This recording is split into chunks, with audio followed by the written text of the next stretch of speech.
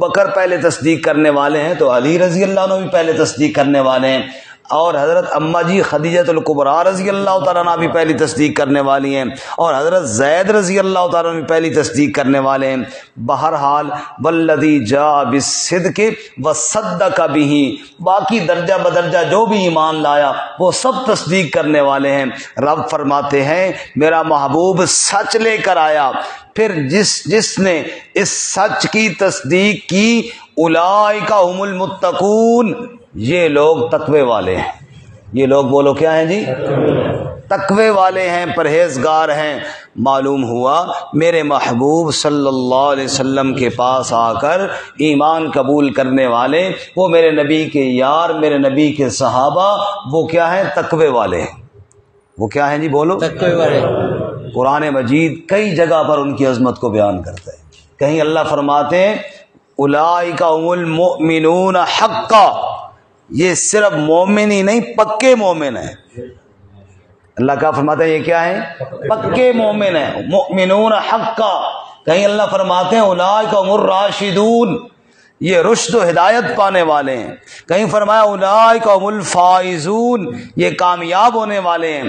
کہیں فرمایا اولئک هم المفلحون، یہ فلاح پانے والے ہیں۔ کہیں فرمایا کتب فی قلوبہم الایمان، ان کے دلوں میں ایمان میں اللہ نے خود لکھ دیا ہے۔ اور کہیں اللہ فرماتے ہیں اولئک حزب اللہ، اے میرے محبوب یہ جو تیرے یار ہیں، یار تیرے ہیں لیکن لشکر اور فوج میری ہے۔ سبحان اللہ۔ قرآن مجید ان کی عظمت کو بیان کرتا ہے۔ بات ذہن میں رہے، معصوم انبیاء کے علاوہ اور کوئی نہیں ہے۔ معصوم انبیاء علیہ الصلوۃ والسلام ہیں، لیکن صحابہ کرام معصوم تو نہیں، لیکن اللہ قرآن میں فرماتا ہے لہم مغفرۃ، لہم مغفرۃ، میں نے ان کے لیے مغفرت کے وعدے کر رکھے ہیں۔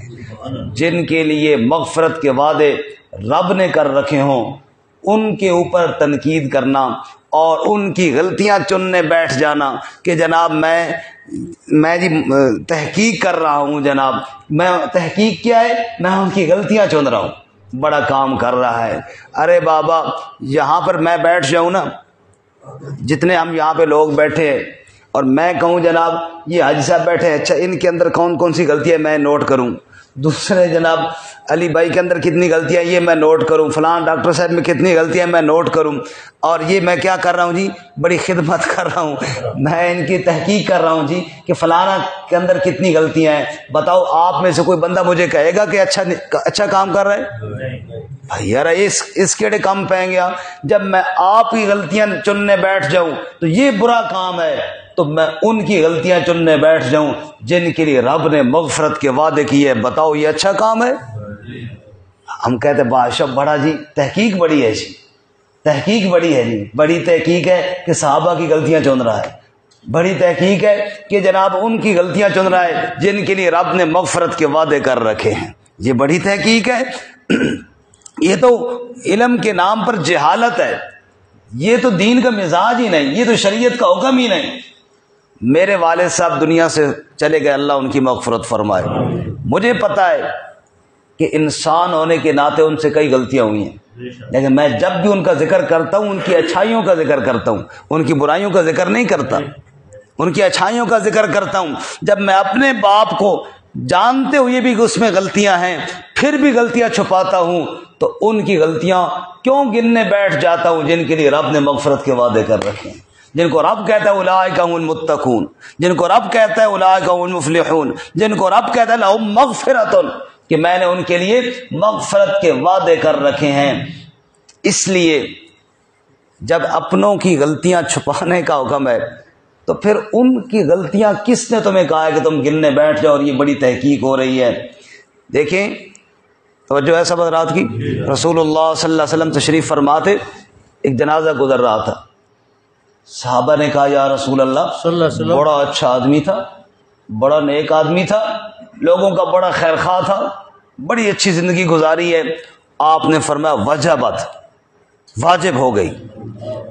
پھر تھوڑا دیر بعد ایک اور جنازہ گزرا، لوگ بولے بڑا ظالم تھا جی، بس بہت شرارتی آدمی تھا، زندگی بڑی برائیوں میں گزاری، چلا گیا۔ حضور نے فرمایا وجبت، واجب ہو گئی۔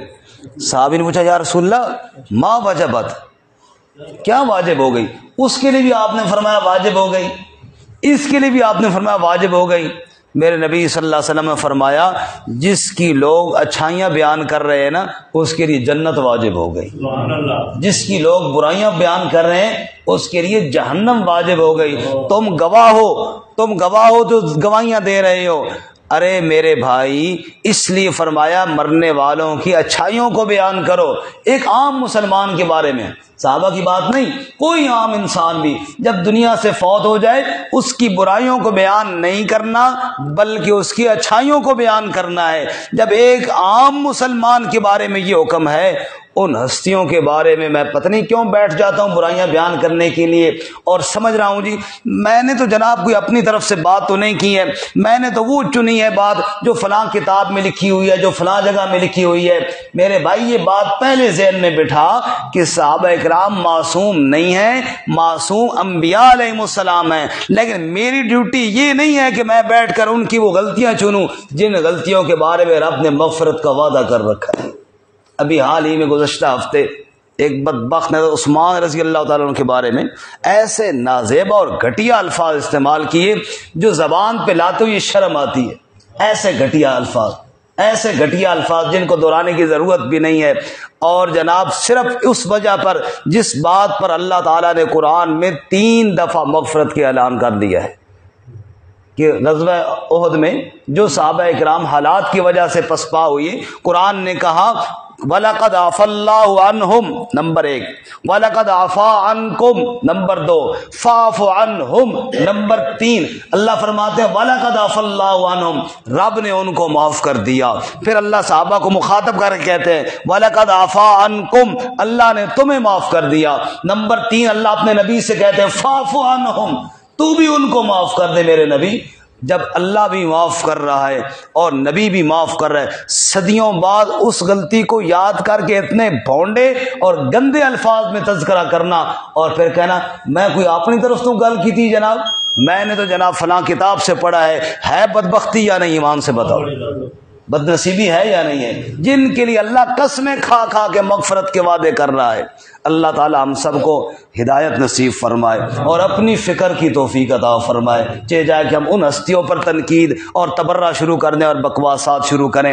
بہرحال میں نے جمعے والے دن بھی عرض کیا، کئی ساتھی جمعے میں نہیں ہوتے، پھر سنا دوں، بڑی دلچسپ بات ہے، توجہ ہے سب حضرات کی۔ کہتے ہیں نسلی کتا جس نے پال کر رکھا ہوا ہو نا وہ کبھی مالک کو نہیں بھونکے گا۔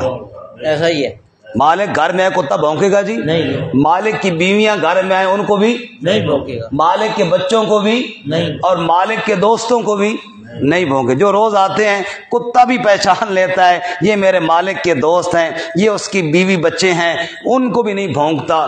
اس لیے یہ کیسے ہیں کہ جناب کبھی نبی کے ازواج پہ تبرہ، کبھی نبی کی اولاد پہ تبرہ اور کبھی نبی کے اصحاب پہ تبرہ۔ ارے وہ 4 ٹانگوں والا بھی جان لیتا ہے یہ مالک ہے، یہ اس کے دوست ہے، یہ اس کی بیوی ہے، یہ اس کے بچے ہیں، وہ بھی اپنی زبان روک لیتا ہے، اور تمہیں شرم نہیں آتی کبھی نبی کے ازواج کے بارے میں، کبھی نبی کے اصحاب کے بارے میں، کبھی نبی کی اولاد کے بارے میں بک بک کر رہے ہو۔ قرآن کہتا ہے اولئک هم المتقون، جن پہ تو تبرہ کرتا ہے نا وہ تقوی والے ہیں۔ وہ کیا ہیں؟ بولو تقوی والے، سارے بولو، وہ کیا ہیں؟ تقوی والے ہیں۔ لہم ما یشاؤون عند ربہم، ان کے لیے جو وہ چاہیں گے رب کے پاس موجود ہوگا۔ ذالک جزاء المحسنین، یہ بدلہ احسان کرنے والوں کا۔